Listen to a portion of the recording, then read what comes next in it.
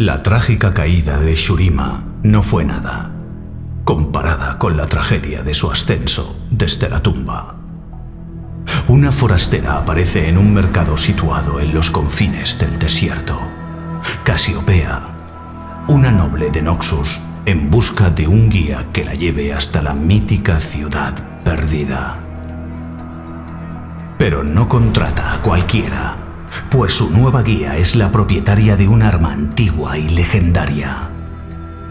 La mercenaria conocida como Sivir, quien reúne a su banda para adentrarse en el desierto rumbo a las ruinas de Shurima.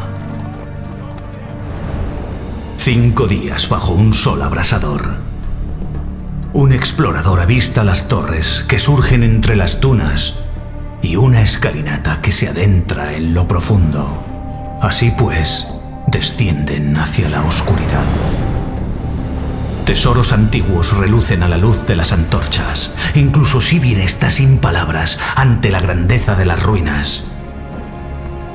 Sus hombres se adentran más, pero las trampas acaban con ellos. El terror paraliza a Sivir, pero Casiopea no vacila, su mirada puesta en la estatua gigantesca de una serpiente, guardiana silenciosa de la entrada a la tumba de los emperadores. Entonces sonríe. El arma antigua es una llave.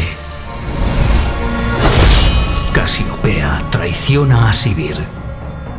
Se hace con su arma. La introduce en la cerradura. La maldición del guardián se activa. La serpiente de piedra cobra vida.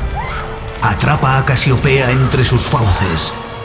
El veneno abrasa su carne. La entrada a la tumba se abre.